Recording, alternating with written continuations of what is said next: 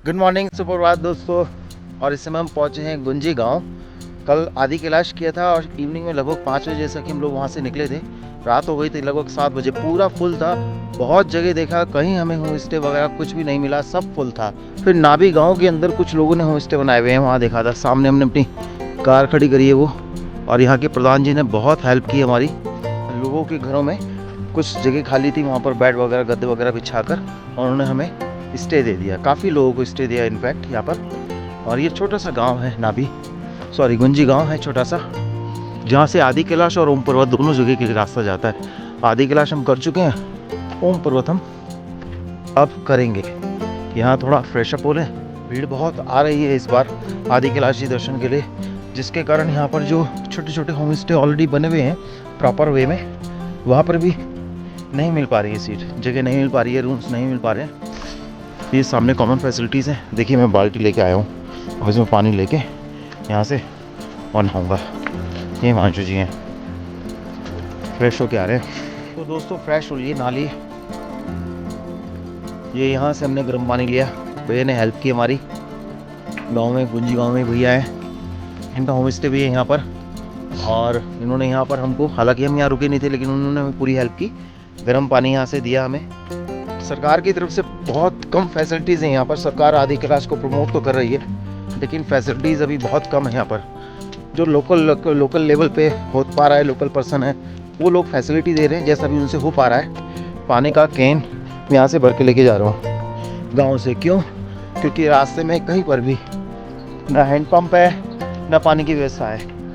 इसके अलावा यहाँ से हम जा रहे हैं अब ओम पर्वत। रोड जो हमने पूछा है अभी तक वो ये है कि रफ रोड है, लेकिन प्लेन है, गड्ढे बहुत ज़्यादा नहीं है, तो ज़्यादा परेशानी नहीं होने वाली। यहाँ से 18 किलोमीटर रह जाता है नाभी डांग, और नाभी डांग से फिर आपको वहाँ पर ओम पर्वत के बहुत अच्छे दर्शन हो जाते हैं। मौसम क्योंकि आगे देख रहे हैं बिल्कुल साफ़ है, धूप वगैरह निकल रही है, तो उम्मीद है दर्शन हमें बहुत अच्छे मिलेंगे। क्योंकि 12-1 बजे के बाद मौसम ख़राब होने लगता है और फॉग होने लगता है, धुंध होने लगती है, सामने बादल आ जाते हैं, बर्फबारी भी ऊपर पहाड़ों पर होने लगती है, तो दर्शन नहीं होते। ओम पर्वत के दर्शन दूर से ही होते हैं, वहाँ पर पास जाने की जरूरत नहीं। जैसे आदि कैलाश जी के दर्शन दूर से होते जौली गांव से, वैसे नाभी डांग के आसपास से ही ओम पर्वत के दर्शन होते हैं। बाकी वहाँ की जानकारी अब वहाँ जाके ही मिलेगी। अभी फिलहाल हम लोग चलते हैं वहाँ पर और स्टार्ट करते हैं अपनी जर्नी ओम पर्वत के लिए।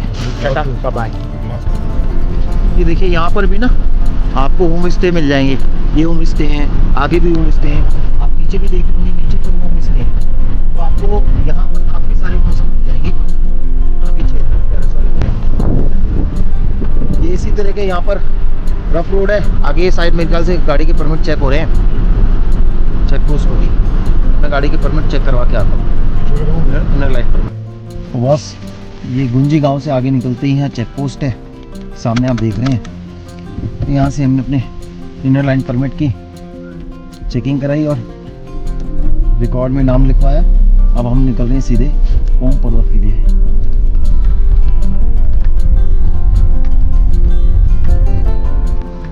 दोस्तों गुंजी से लगभग 9 किलोमीटर दूर ना ये काली माता का मंदिर है सामने, और इस जगह को काला पानी बोलते हैं। यहाँ पर जो बहती नदी है वो काली नदी होती है। मंदिर में जाते हैं, भी दर्शन करते हैं। ये इस झरने को पार करके बड़ा ही प्राकृतिक मंदिर है।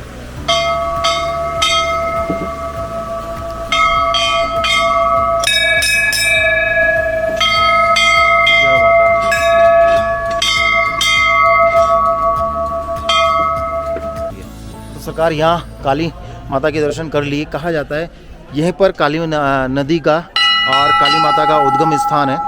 हमने देखा भी अंदर, हालांकि वीडियोग्राफी मना है तो वो मैं आपको नहीं दिखा पाया, लेकिन वहीं से उद्गम होके अंदर से ही नदी का, इस काली नदी का उद्गम होके ये पानी यहाँ आ रहा है और यहाँ से ये काली नदी बन के चलती हैं। और साथ में इसीलिए इसका नाम है काला पानी और ये काली माता का मंदिर। तो दोस्तों हम पहुँच चुके हैं नाभी डांग। सामने नाभी डांग है, ये सारा पार्किंग एरिया है। यहीं पे चेक पोस्ट भी एंट्री करानी पड़ती है। उसके बाद आप यहाँ पे आगे थोड़ा सा ट्रैकिंग का पॉइंट है, लगभग 100 मीटर का है। वहाँ से व्यू पॉइंट है ओम पर्वत का, और बिल्कुल क्लियर दर्शन हो रहे हैं ओम पर्वत के आज। उस सामने देखिए, ओम नमः शिवाय, हर हर महादेव। वो सामने व्यू पॉइंट है यहाँ पर। ये सामने द्वार है। अरे क्यों मुड़ गया यहाँ पर। ये सामने द्वार है और वो सामने प्रभु ओम पर्वत के दर्शन। हर हर महादेव। गजब यार, बिल्कुल क्लियर, मतलब कोई बादल नहीं, कोई धुंध नहीं, क्लियर दर्शन चमकते हुए धूप में। हर हर महादेव। नाम मैं आपको भूल गई।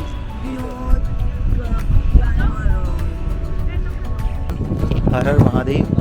जल चढ़ाने की व्यवस्था तो यहाँ नहीं हो पाई, बस नमन किया प्रभु को और वो सामने फिर दर्शन किए, साक्षात ओम दर्शन किए, बिल्कुल क्लियर दर्शन प्रभु भोलेनाथ जी की। आगे की प्लानिंग धारचूला जाने की है, डायरेक्ट यहाँ पर।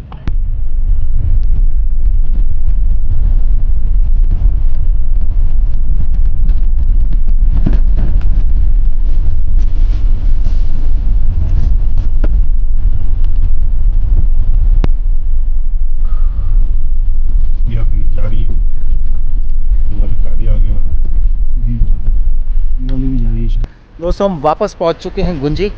गुंजी इनफैक्ट मैंने आपको गलत इन्फॉर्मेशन दी थी, जहां हम रुके थे ना ये वाली जगह, ये नपलचू है। गुंजी वो पार करके उधर ही है, ओम पर्वत की साइड पे गए थे ना, तो मैंने गुंजी बताया। गुंजी गांव और गुंजी वही है। ये जो जगह है जो हम लोग धारचूला से इधर आते हैं और पुल क्रॉस करने से पहले, इसका नाम है नपलचू। और यहाँ दोबारा हम रुके हैं दोपहर के भोजन के लिए। हमने अपना भोजन तैयार कर लिया है, गाड़ी हमारी रेडी। हालांकि ये आप कलर पे ना जाएं, सफ़ेद दिख रही होगी, काली गाड़ी है। ये वही काली गाड़ी है जिससे हम आए थे क्रेटा। तो दोस्तों ये थी मेरी आदि कैलाश ओम पर्वत की छोटी सी जर्नी जो मैंने अपनी कार कैंपिंग के थ्रू की। कार कैंपिंग बोले तो हमने अपना सारा स्टे, जितने भी हमने स्टे लिए वो अपनी कार कैंपिंग कार के अंदर ही लिए।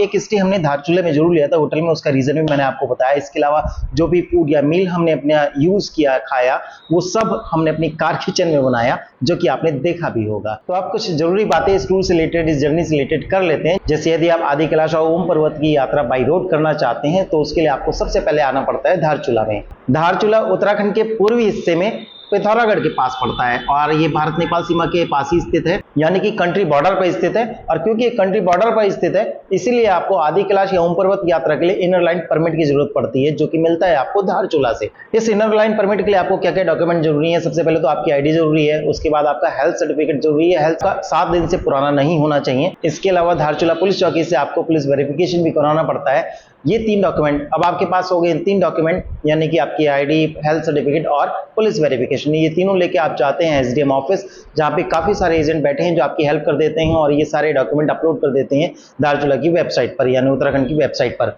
और वहां से फिर आपको एसडीएम से इनर लाइन परमिट मिल जाता है। ये इनर लाइन परमिट 7 दिन के लिए वैलिड होता है, यानी 7 दिन के अंदर आपको आदि कैलाश ओम पर्वत की यात्रा करके वापस धारचूला। बाई रोड आदि कैलाश यात्रा करने के लिए आपको जो सुटेबल टाइम होता है मई से लेकर अक्टूबर तक रहता है, और जो गवर्नमेंट ऑथराइज करती है वो भी लगभग मई के आसपास डेट डिक्लेयर करती है कि इस डेट से इस डेट तक वो आदि कैलाश यात्रा बाई रोड चालू रहती है।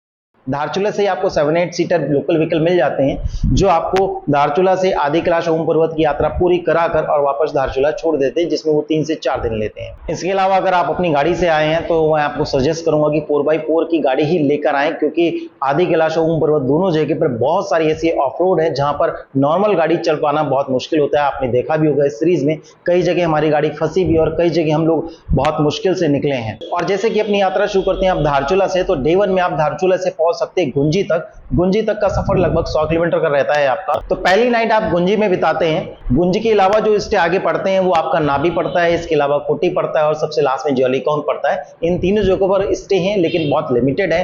और बेटर थिंग, सबसे अच्छा स्थान जो रुकने का है वो गुंजी ही है। गुंजी से 2 रास्ते कटते हैं। जो बाएं हाथ पे रास्ता जाता है वो जाता है आदि कैलाश के लिए, और जो दाएं हाथ पे रास्ता जाता है वो जाता है ओम पर्वत के लिए।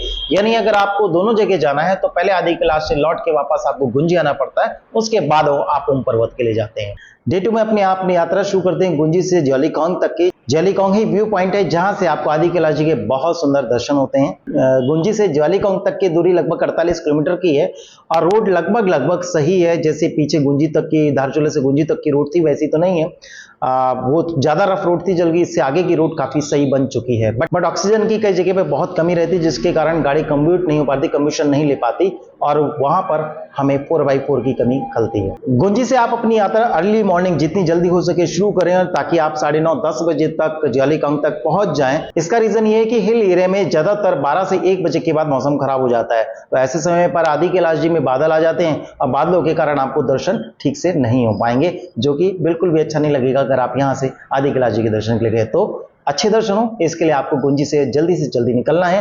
9:30-10 बजे तक मैक्सिमम आपको आदि कैलाश यानी जॉलीकांग पहुंच जाना है, जहां से आपको आदि कैलाश जी के बहुत अच्छे व्यूज मिलते हैं। आप वहां से पूजा अर्चना कर सकते हैं और जॉलीकांग से ही आपको आदि कैलाश जी के दर्शन होते हैं। वहीं से आप, अगर आप ट्रैक के शौकीन हैं, 2 ट्रैक आपको मिलते हैं। जॉलीकांग से दाएं हाथ पे जाएंगे तो 1.5 किलोमीटर लंबा आपको मिलता है पार्वती लेक। पार्वती लेक के ऊपर एक छोटा सा मंदिर है और बहुत सुंदर शांत झील है, पार्वती झील। इसी छोटे मंदिर से मोदी जी ने सबसे पहले आदि कैलाश जी के दर्शन किए थे, वहां पूजा अर्चना की थी। तो आप भी अगर आदि कैलाश जी की पूजा अर्चना करना चाहते हैं तो आप उस मंदिर से पूजा अर्चना कर सकते हैं। इसके अलावा दूसरा ट्रैक है गौरीकुंड का, जो बाएं हाथ पे पड़ता है जॉलीकांग से, और लगभग 3 किलोमीटर लंबा ट्रैक है।